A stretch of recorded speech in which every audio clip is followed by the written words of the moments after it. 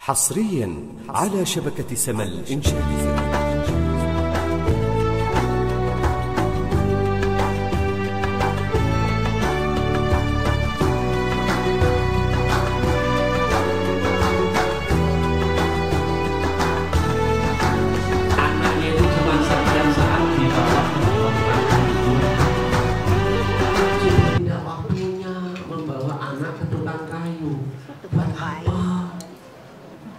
Cuma namanya kulit, nggak usah didempul sama tukang kayu, nggak usah. Oh, tukang kayu. Gampang. Yang perlu bukan yang di muka, tapi yang perlu adalah jiwanya bisa mengikuti syariat agama tadi. Saya katakan alangkah sedih sekarang ibu tidak pernah mempersiapkan anaknya untuk itu. Maaf kalau saya salah. Yang saya lihat dulu orang tua itu namanya anak sekolah, tapi itu bukan merupakan pokok. Yang lebih pokok justru urusan demikian. Caranya begitu anaknya mulai sudah datang bulan, berarti sudah dikasih pokok. Sarapan tugas lo. Diatur, nanti uang belanja pun jangan ibunya lagi, biar dia latihan. Ngatur bagaimana caranya, bagaimana mengolah uang, ada uang nggak ada uang, bagaimana menyiapkan sarapan, nyiapkan nanti makan siang, itu yang lebih utama. Bagaimana nanti ngatur anak, adik-adiknya suruh mandikan dia, suruh mulai, sehingga nanti begitu dewasa seperti yang sudah terjadi saat ini. Mereka yang dulu terdidik gampang ngadepin hidup itu dengan tentram. Tapi apakah anak kita yang generasi sekarang ini bisa sanggup kayak kita? Begitu lampu mati, ayo ma pindah hotel aja. Ya enak, siapa yang nggak mau? Apakah nanti suaminya sanggup? Kecuali nanti malah pindahnya akhirnya jadi nggak ke hotel Prodeo, mampus. Nah untuk, ya. Lah ini kita mesti tahu. Karena apa? Inilah cara. Kalaupun dia misalnya suaminya tidak dikatakan oleh Rasulullah siapa wanita yang paling mulia, yaitu apabila suaminya memperoleh rezeki yang kurang, dia membantu suaminya, dia akan dimuliakan oleh Allah Subhanahu wa Ta'ala. Jadi fungsinya hanya membantu. Oleh karena itu ajarkanlah wanita itu, yaitu untuk menjahit, untuk memasak, membuat gandum sebagaimana dicontohkan oleh Sayyidina Fatimah. Bagaimana Rasulullah, anaknya Rasulullah, diatur pintar masak, pintar semuanya, sehingga akan menjadikan permata dalam rumah tangga. Sekarang apa yang terjadi? Anak kita kirim, kelihatannya enak, ngantarkan anaknya ke luar negeri. Padahal di sana apa yang terjadi? Bahkan merasa bangga. Ayo kita mikir. Insya Allah kita masih bisa bantu. Oleh karena itu sekarang saya nggak lihat lagi. Maaf mungkin ada, tapi saya nggak lihat. Dulu waktu saya mau nikah itu saya harus beli siap tanah dan rumah. Dulu mau minta anaknya orang itu nggak semudah sekarang. Jadi kalau sekarang ini saya minta anaknya orang, saya sudah siap bahwa lakinya itu akan masuk ke dalam taman mertua. Sedih betul. Sehingga tidak ada kebanggaan saat ini sebagaimana laki-laki yang disebut di dalam Al-Quran dan Hadis.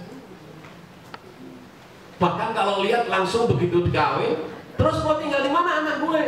Mau kos kontrakan, Mbak. Ih, aduh kesian anak gue nggak bisa. Akhirnya terpaksa ditarik.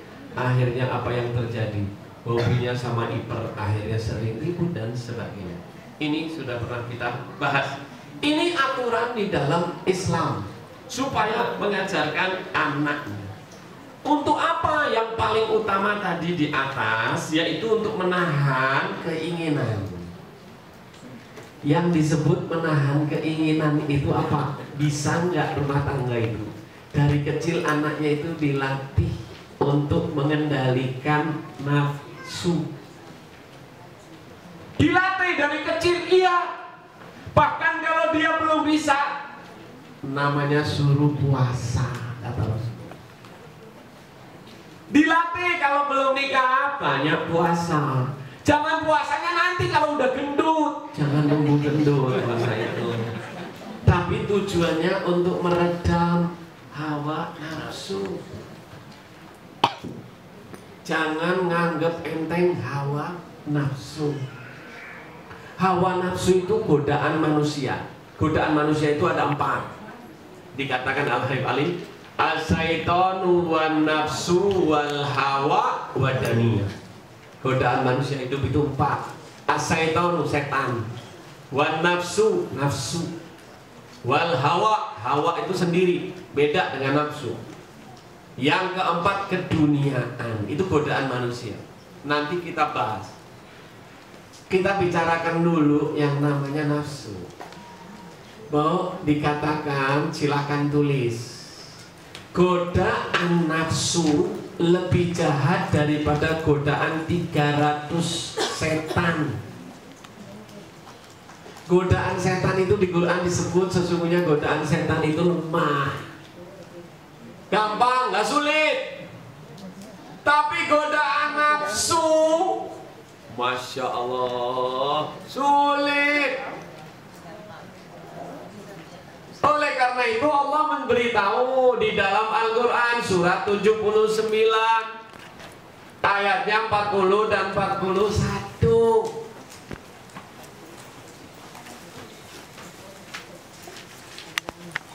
Suratnya 79 ayatnya 40 dan 41.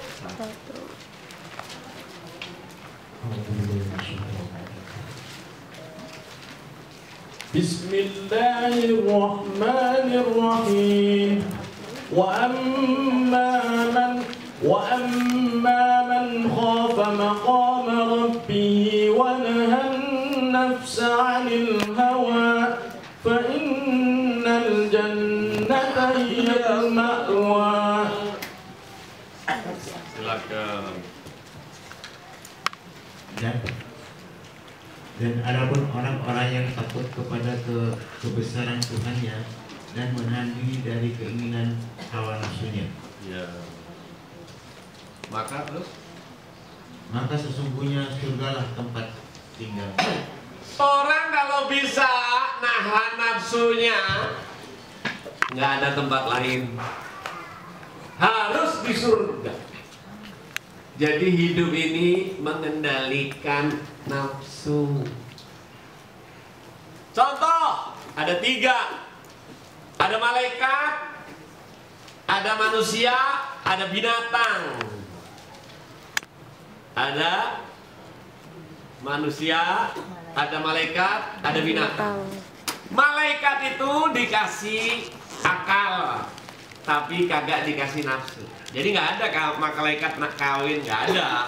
Dia nggak punya nafsu, nggak kepingin beli tas, nggak kepingin, nggak ada. Itu malaikat nggak ada. Dia suci, dia tidak memiliki nafsu. Dia hanya taat nurut saja sama Allah. Itu namanya malaikat. Ada lagi manusia. Manusia itu dikasih akal juga kayak malaikat, tapi dikasih nafsu. Jelas ya. Kemudian ada lagi apa? Binatang. Binatang itu cuma dikasih nafsu, tidak dikasih akal. Jelas? Malaikat, manusia, binatang. Oleh karena itu tadi ayatnya kan bunyinya gini, siapa yang bisa mengendalikan nafsu, tidak ada tempat lain kecuali surga. Tetapi kalau kamu tidak bisa mengendalikan nafsu, dalam ayat lain, kamu lebih jelek daripada Allahu Akbar. Manusia itu kalau nggak bisa mengendalikan nafsunya, lebih jelek daripada binatang. Contohnya nggak banyak. Bayangin seorang kakek memperkosa cucunya. Nggak ada namanya cari. Saya kan tinggalnya dekat kebun binatang. Saya selidiki nggak pernah namanya macan yang udah tua itu sama cucu macan. Nggak ketemu. Cek. Saya udah cari, saya dekat tetangga. Nggak ada namanya binatang namanya begitu. Ini jahat.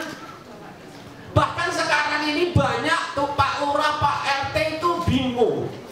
Kalau kakek memperkosa cucunya punya anak, itu di dalam surat kartu keluarga gimana itu? Ini apa nggak lebih jelek dari binatang? Karena apa? Tidak bisa mengendalikan nafsu.